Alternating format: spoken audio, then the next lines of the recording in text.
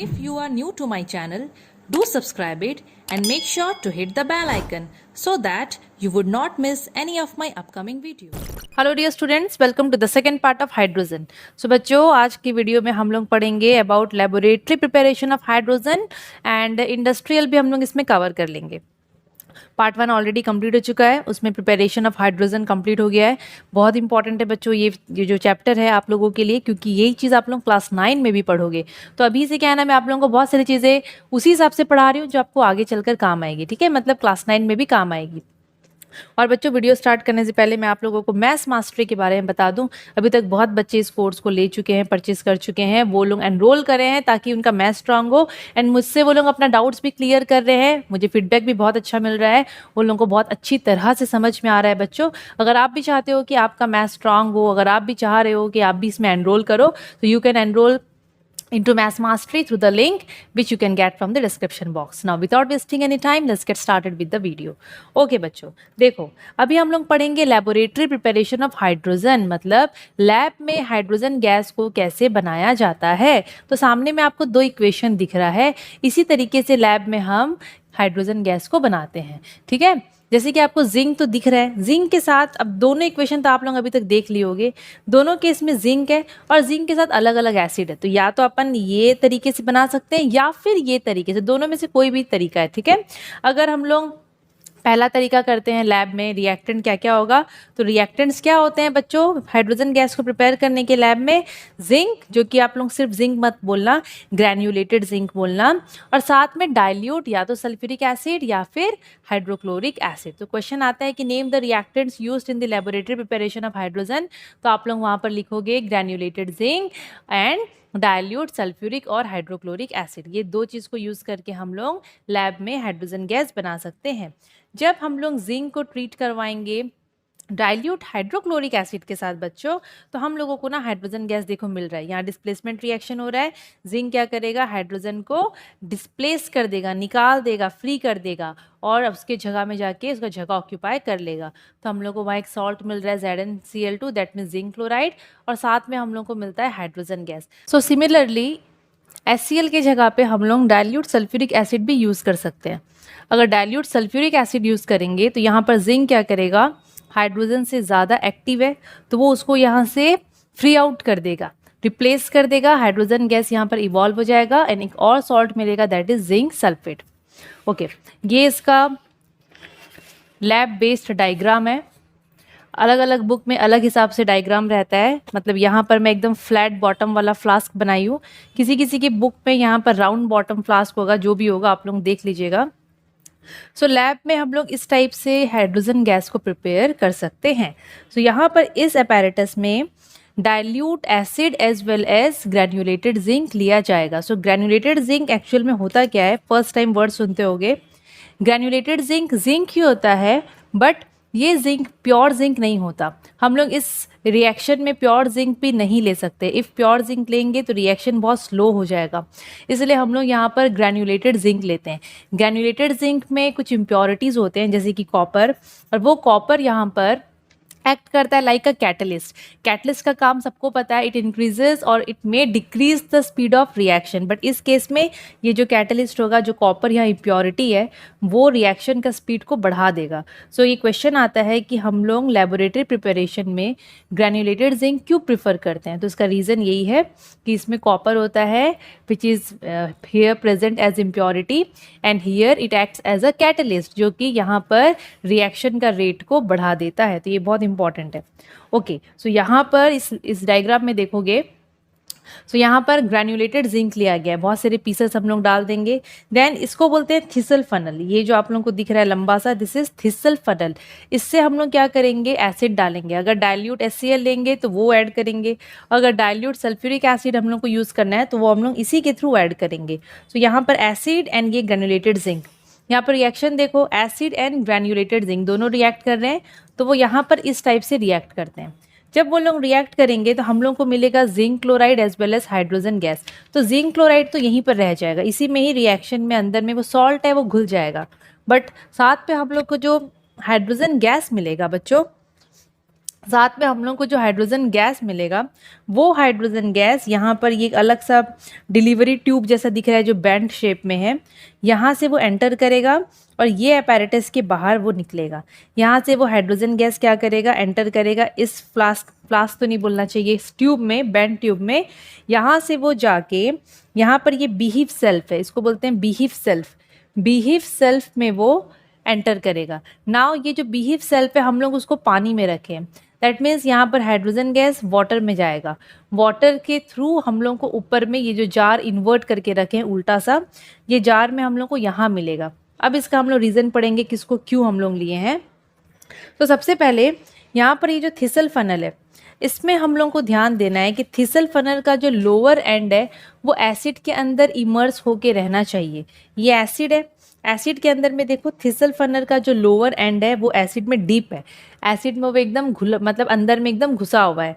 तो इसको हम लोग क्यों करते हैं, क्योंकि देखो बच्चों यहाँ से हाइड्रोजन गैस निकलता है, वो हाइड्रोजन गैस अब ये वाले ट्यूब में घुसा, यहाँ से निकला। अगर हम लोग थिसल फनल को अंदर इमर्स नहीं करेंगे, ऊपर ऊपर तक छोड़ देंगे, तो हाइड्रोजन गैस वहाँ से घुस के वो वापस निकल सकता है, बाहर चला जाएगा। बट हम लोग को बाहर जाने से रोकना है, इसीलिए हम लोग lower end of the thistle funnel को इमर्स करके रखते हैं एसिड में, to prevent the escape of hydrogen gas through it. ठीक है, देन उसके बाद है ये जो अपैरेटस है ना बच्चों, इसको हम लोग कम्प्लीटली एयर टाइट रखते हैं, पूरा एयर टाइट, मतलब बिल्कुल भी कहीं भी लीकेज नहीं होना चाहिए गैस का। क्यों नहीं होना चाहिए, क्योंकि जो हाइड्रोजन होता है वो एकदम कंबस्टिबल नेचर का होता है। थोड़ा भी एयर के साथ अगर वो मतलब मिक्सचर बनेगा तो वो एक्सप्लोजिव मिक्सचर हो जाएगा। हाइड्रोजन का ऐसा है, और थोड़ा भी अगर इसको फ्लेम भी कहीं से भी मिल जाएगा तो ये जलने लग जाएगा। फ्लेम का एक्चुअली दिक्कत होता है, थोड़ा सा इसको आग कहीं भी मिल जाएगा तो ये जलने लग जाएगा। सो इसलिए हम लोग एयर टाइट बनाते हैं पूरा, ताकि हम लोग कहीं से भी लीकेज का कोई भी चांस नहीं रखें। देन एक और क्वेश्चन आता है, ये जो अपैरेटस है this should be kept away from the flame. ये जो अपैरेटस है इसको फ्लेम से एकदम दूर रखते हैं, वही रीज़न है हाइड्रोजन गैस का कंबस्टिबल नेचर। वो अगर मिक्स हो जाएगा लाइक, या फिर अगर आग के संपर्क में आ जाएगा, कांटेक्ट में आ जाएगा, तो वो जलने लग जाएगा, जो कि बिल्कुल भी सही नहीं है। देन यहाँ पर हम लोग हाइड्रोजन गैस को कैसे कलेक्ट करते हैं। सो हाइड्रोजन गैस यहाँ पर देखो बच्चों कैसे कलेक्ट होता है, वाटर में। और वाटर में कैसे, by the downward displacement of water. अभी ये वर्ड भी शायद नया है, डाउनवर्ड डिस्प्लेसमेंट ऑफ वाटर। बहुत बच्चे इसको रट्टा मार देते हैं और समझते नहीं इसका मीनिंग।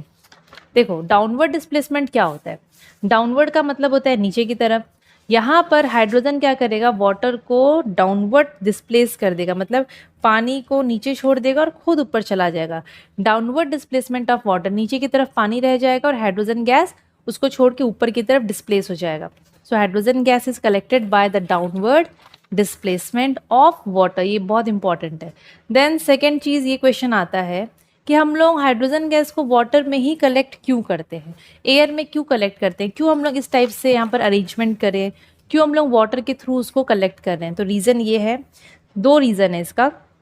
सबसे पहला, ये जो हाइड्रोजन होता है वो या तो स्पैरिंगली सल्यूबल हो सकता है पानी में, या फिर पूरा इनसल्यूबल।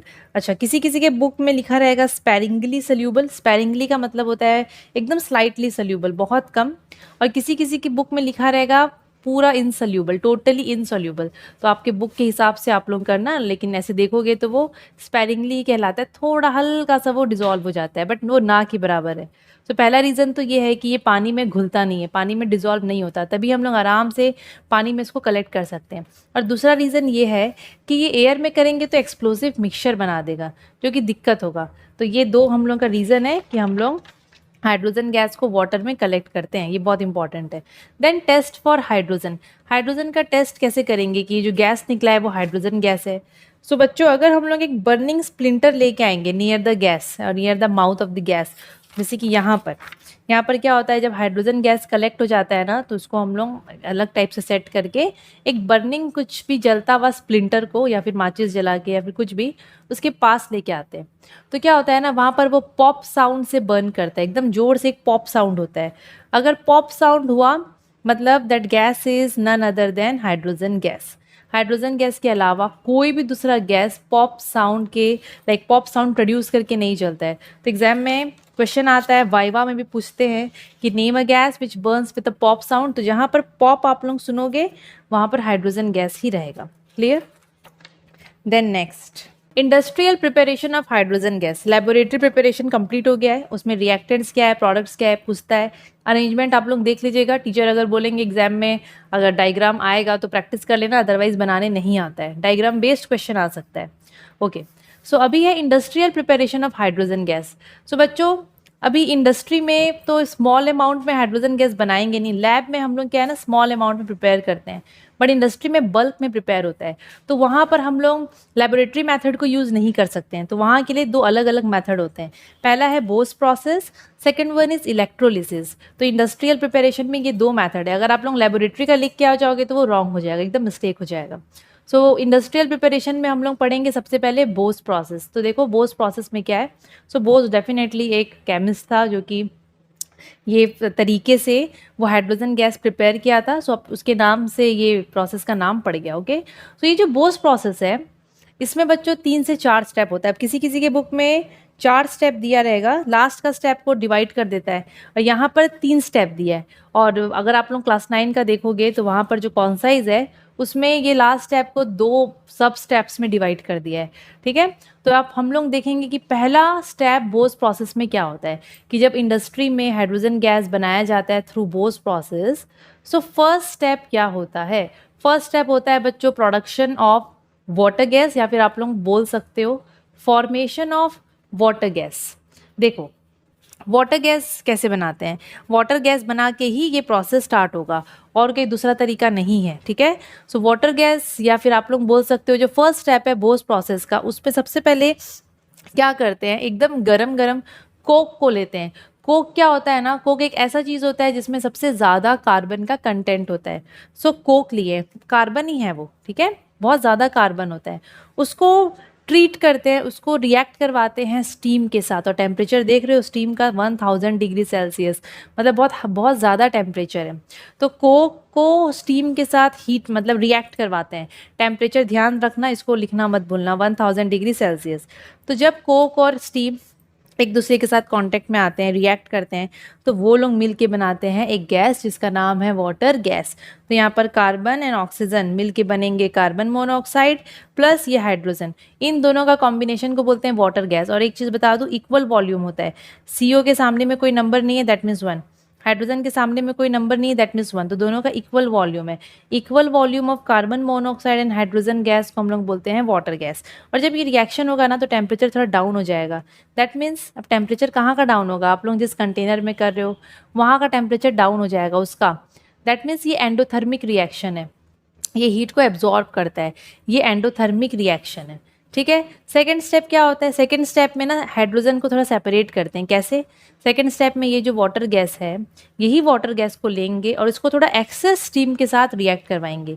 यही वाटर गैस को लेके एक्सेस ज़्यादा से ज़्यादा स्टीम और पास करते हैं, टेम्परेचर यहाँ मेंटेन करते हैं, इसको और गर्म करते हैं 450 से 500 डिग्री सेल्सियस तक। एक कैटलिस्ट यूज़ करते हैं आयरन ऑक्साइड, एक प्रमोटर यूज़ होता है जिसका नाम होता है क्रोमियम ऑक्साइड। तो बच्चों ये प्रमोटर है, ये है प्रमोटर और ये है कैटलिस्ट। कैटलिस्ट क्या करेगा, रिएक्शन का स्पीड को यहाँ पर बढ़ाएगा। प्रमोटर का काम क्या होता है ना, वो कैटलिस्ट का एक एफिशिएंसी को बढ़ाता है, मतलब प्रमोटर को देखकर कैटलिस्ट और अच्छे से काम करता है। सो यहाँ पर सेकंड स्टेप में सेपरेशन ऑफ हाइड्रोजन में क्या है, जो वाटर गैस जो फर्स्ट स्टेप में फॉर्म हुआ था उसको ट्रीट करवाएंगे विद एक्सेस स्टीम के साथ in the presence of catalyst and promoter, दोनों का नाम याद रखना। एंड हियर टेम्परेचर कितना मेंटेन कर रहे हैं, 450 से 500 डिग्री सेल्सियस, मतलब इसी बीच में यही एवरेज टेम्परेचर होता है, ये रिएक्शन पॉसिबल होगा। तो जब ये रिएक्शन होगा तो हम लोग को क्या प्रोडक्ट मिलेगा, हम लोग को मिलेगा कार्बन डाइऑक्साइड, मतलब कार्बन मोनोऑक्साइड को और ऑक्सीजन मिला, वो बन गया कार्बन डाइऑक्साइड। यहाँ से अपना हाइड्रोजन गैस अलग हो जाएगा। एंड देन प्लस डेल्टा है, प्लस डेल्टा का मतलब होता है यहाँ पर हीट निकलेगा, दैट मीन्स ये एक्सोथर्मिक रिएक्शन है। तो बोस प्रोसेस का पहला स्टेप होता है एंडोथर्मिक, सेकेंड होता है एक्सोथर्मिक, देन थर्ड स्टेप में है removal of carbon dioxide and carbon monoxide. अब यहाँ पर कार्बन डाइऑक्साइड और कार्बन मोनोऑक्साइड को हम लोग निकालेंगे, बिकॉज ये प्रोसेस में हम लोग हाइड्रोजन गैस प्रिपेयर कर रहे हैं। हाइड्रोजन गैस प्रोडक्ट साइड में बना है, लेकिन उसके साथ साथ में एडिशनल गैसेस भी बन गए हैं जो कि है carbon monoxide and carbon dioxide, तो उनको निकालना है। उनको निकालेंगे तो ही हाइड्रोजन गैस हम लोग को मिल पाएगा, बिकॉज हाइड्रोजन गैस यहाँ पर अलग नहीं है, ये दोनों के साथ प्रेजेंट है। तो एक एक करके दोनों को रिमूव करेंगे। सबसे पहले कार्बन डाइऑक्साइड को रिमूव करेंगे। तो कार्बन डाइऑक्साइड को रिमूव करने के लिए हम लोग या तो वाटर यूज़ कर सकते हैं या फिर पोटेशियम हाइड्रोक्साइड। या तो वाटर यूज़ करो या फिर पोटेशियम हाइड्रोक्साइड। अगर वाटर यूज़ करेंगे तो क्या करेंगे हम लोग, वो जो मिक्सचर है कार्बन डाइऑक्साइड एंड हाइड्रोजन का, ये जो मिक्सचर है कार्बन डाइऑक्साइड एंड हाइड्रोजन का, इसको हम लोग वाटर से पास करवा देंगे एट सर्टेन प्रेशर, मतलब थोड़ा प्रेशराइज करके हम लोग इसको पानी से पास करवाएंगे। तो बच्चों हाइड्रोजन गैस पानी में तो घुलता नहीं है, कौन घुल जाएगा, carbon dioxide. Carbon dioxide dissolve हो जाता है वाटर में, आप लोग क्लास 5-6 में पढ़े होंगे। देन डिजोल्व होने के बाद वहाँ पर एक एसिड बनता है जो कि होता है कार्बोनिक एसिड। फॉर्मूला एकदम सिंपल है, H2 लिखे, एक कार्बन लगाए, टोटल 3 ऑक्सीजन है तो 3 ऑक्सीजन कर दिए। ये कार्बोनिक एसिड कोल्ड ड्रिंक्स में भी पाया जाता है, जो एरेटेड ड्रिंक्स होते हैं उसमें भी पाया जाता है, वही उसको टेस्ट प्रोवाइड करता है। देन अगर हम लोग पहला स्टेप नहीं यूज़ कर रहे हैं तो हम लोग दूसरा स्टेप फॉलो कर सकते हैं। दूसरे स्टेप में क्या है, वही मिक्सचर को जिसमें carbon dioxide and hydrogen gas है उसको हम लोग पास करवाएंगे थ्रू KOH सोल्यूशन। आप सबके बुक में कॉस्टिक पोटाश इसका नाम दिया होगा, इसको बोलते हैं कॉस्टिक पोटाश, और इसका फॉर्मूला होता है KOH, पोटेशियम हाइड्रोक्साइड है ये। उसके सोल्यूशन से पास करवाएंगे तो कार्बन डाइऑक्साइड रिएक्ट हो जाएगा, पर हाइड्रोजन रिएक्ट नहीं होगा, तो CO2 तो निकल गया। नेक्स्ट हम लोग कार्बन मोनोऑक्साइड निकलवाएंगे। सो कार्बन मोनोऑक्साइड भी रह ही जाता है बच्चों हाइड्रोजन गैस के साथ में। सो कार्बन मोनोऑक्साइड को रिमूव करने के लिए हम लोग इस गैस को पास करवाएंगे थ्रू एमोनियकल कॉपर क्लोराइड सोल्यूशन। पानी में मिक्स कर देंगे कॉपर क्लोराइड सोल्यूशन को, थोड़ा अमोनिया भी वहाँ यूज़ होता है, ठीक है। तो ये रिएक्शन आप लोग देखो, सबको बस मिला के ऐसे करके लिख देना डॉट डॉट करके। इसका अभी कोई नाम नहीं पढ़ोगे क्योंकि ये आप लोग क्लास 12 में पढ़ोगे डायरेक्टली। तो ये एक टाइप का एडिशन रिएक्शन है, मतलब एडिशन कंपाउंड है, ठीक है।